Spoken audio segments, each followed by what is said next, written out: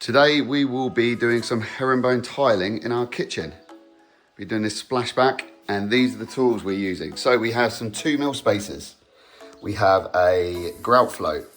We have a little attachment on my Makeover there for mixing up the adhesive, spirit level. We have a laser level just for, just because I've got one. We don't need that, but we're gonna use it. A couple of sponges for grout, one clean one to get messy, some snips for the tiles, some grout, a bucket, measure. We have these gloves to avoid cutting your hand. We also have some adhesive. These are the tiles we're going to use. Very nice. 1 full cup of coffee. This little ding dong, don't know what it's called, but let's put adhesive on the wall, and then we'll grab a square, a tile pen. Yeah, I bought one. Then we've got a diamond tip tile cutter disc.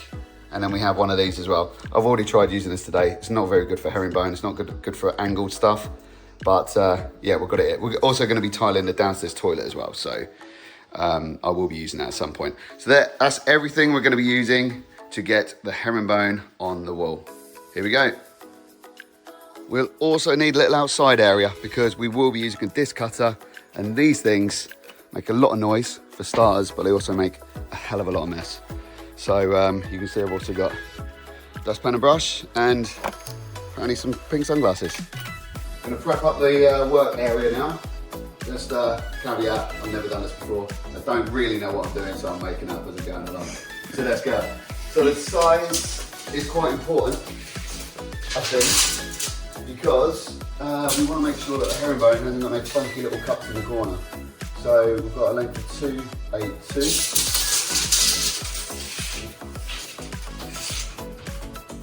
22 by 64. So from this we can work out our centre. So that's 64. My memory is. But that's a double check, right? So 22, so 141. 141 is right there. Doesn't need to be too accurate. That's our centre line. It looks like our top units are a little bit off, but that's our centre line from side to side. So I really want the herringbone like a centre line going down here. Work out the width of one section and make sure that I haven't got any weird cuts going down here. And if I have, I can move it along 2 or 3 centimetres, whatever the case may be. Just had a phone call from the boss. Centre line is not from end to end, it's from the centre of this. So that's 900 or 90 centimetres. So 45 centimetres from the middle. So when I'm talking about a centre line, you can see I've got my laser set up now. So I've marked 45 centimetres from between these 2 boxes. I've got a horizontal line, but the herringbone itself, really what I want to do is, or what we're planning on doing, is making sure the centre line goes straight down these points. There's a slight change to the plan. I've decided to do kind of a stencil outside, because I tried to do 1 or 2 measurements and cuts and it was just impossible. So yeah, stenciled out as many of the tiles as I can. I think that's going to be about right. I'm going to do some rough measurements. I'm not going to cut all of it. I'm just going to mark out maybe a straight line along the bottom where that tape measure is and one edge, because I haven't accounted for spaces or anything like that. But you can see there's going to be a little bit of wastage, because even if I went with the bottom of that tape measure, you can see, let's see if I can just explain what I mean. Let's call that bottom corner. So all of those tiles along the bottom, those triangles, would have to be lost essentially. So that's what I'm going to do. I'm going to make all of those cuts. Maybe do, I don't know, left hand side, down that edge there. I've settled on the line. We're all good. I've got some spectators out here as well. Look at that. I can work with distraction. Right, all good. It's time to make some cuts.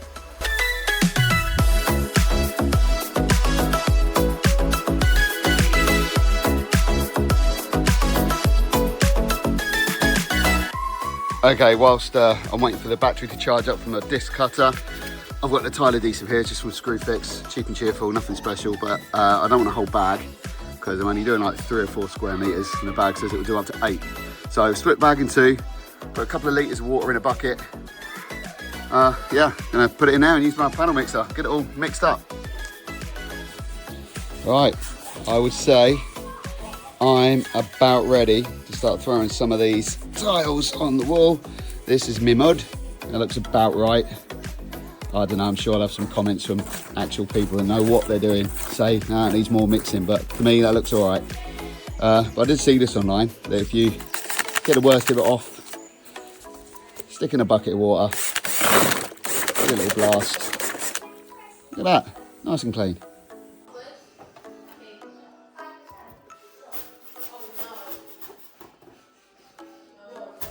Yeah, don't quite know what to do with that.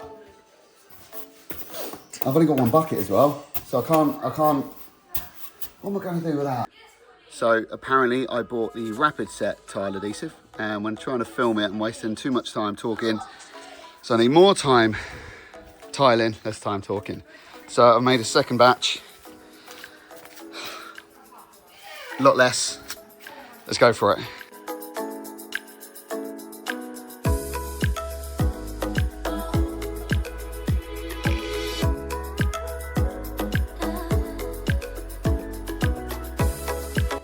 And here we are, this is what we have so far. Not a bad job, you can see my laser line, it's pretty straight, happy with that.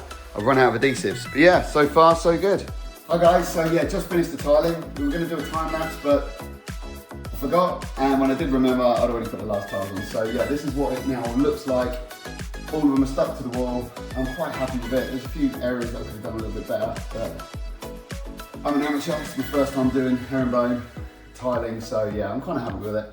I have been told since putting the tiles on the wall that I should have used a lighter colour adhesive, but no drama, right? Like I say, it's my first time, it will look good. So I just need the grouting, I need to do the mastic, and it will be done. So that's me. I will say before I go, I picked up Rapid Set tile adhesive, and I wasted a whole bag basically. Decided to start tiling on one of the hottest days of the year, and I made a couple of buckets of mud, and it went off in probably 15 minutes. So I've been using this little mixing bowl and doing maybe 1 litre, maybe half a litre at a time. And that's been just enough to do a few tiles, a few cuts, a few tiles, a few cuts. Worked really well. And I'm sure if you're an actual tiler who's good at this, you know, there's going to be a trick to it, I'm sure. But anyway, that's how it looks. I'm really happy with it. Next video, or the next part of this video will be the grouting. So we'll start grouting now. I mixed up some grout. I just emptied this with a little bucket. I don't need much, just need a little bit of wool. I'm going to apply it 45 degrees against the tile edges there, and then see how I get on. It shouldn't take too long to put on the wall, to be fair. Yeah, let's do this.